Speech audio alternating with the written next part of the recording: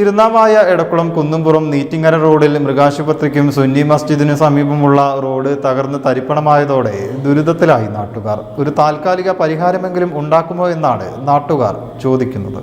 നീറ്റിങ്ങര റോഡിൽ മൃഗാശുപത്രിക്കും സുന്നി മസ്ജിദിനും സമീപം മാസങ്ങളായി റോഡ് പൊട്ടിപ്പൊളിഞ്ഞ് കുണ്ടും കുഴിയുമായി കാൽനടയാത്രയും വാഹനയാത്രയും ദുഷ്കരമായിരുന്നു. അതിനിടക്ക് മഴക്കാലം വന്നതോടുകൂടി വെള്ളക്കെട്ടുമായി.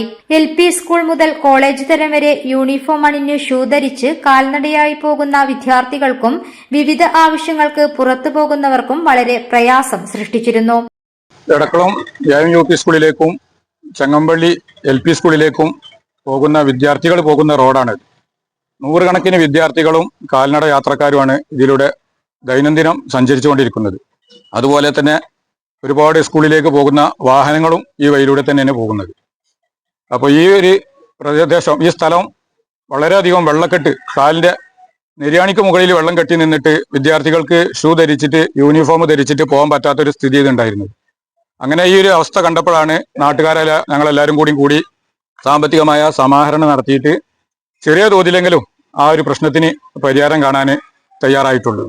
അധികാരികൾ കണ്ണു തുറന്ന് എത്രയും പെട്ടെന്ന് സഞ്ചാരയോഗ്യമാക്കി വിദ്യാർത്ഥികളെ സുരക്ഷിതമായിട്ട് യാത്ര ചെയ്യാൻ അവസരമൊരുക്കണമെന്നാണ് ഈ അവസരത്തിൽ നാട്ടുകാരായ ഞങ്ങൾക്ക് പറയാനുള്ളത്. പഞ്ചായത്തിലെ ഒട്ടുമിക്ക റോഡുകളുടെയും അവസ്ഥ ഇതുതന്നെയാണ്. കരാർ നടപടികൾ പൂർത്തിയായി വർക്ക് തുടങ്ങാനിരിക്കെയാണ് ശക്തമായ കാലവർഷം എത്തിയത്.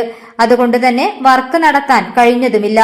രക്ഷിതാക്കളുടെയും വിദ്യാർത്ഥികളുടെയും പരിതാപകരമായ അവസ്ഥ മനസ്സിലാക്കി പ്രദേശത്തുള്ള സുമനസുകാരുടെ സാമ്പത്തിക സഹായത്താൽ നാട്ടുകാരുടെ സംയോജിത ഇടപെടലിൽ താൽക്കാലികമായെങ്കിലും അവസരമുണ്ടാക്കി കാൽനടയാത്രയും വാഹനയാത്രയും സഞ്ചാരയോഗ്യമാക്കി.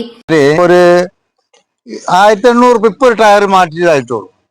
ഇങ്ങനെയുള്ള ഒരു അവസ്ഥ എന്താ പറയാനുള്ളത്?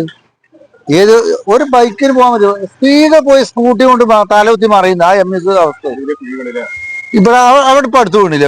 കഴിഞ്ഞ വെള്ളിയാഴ്ച നമ്മള് വീണ എങ്ങനെ ഇതാകുക? സ്ത്രീകളും കുട്ടികളുമായിട്ട് വീണിട്ടാണ് ആ കേസ്.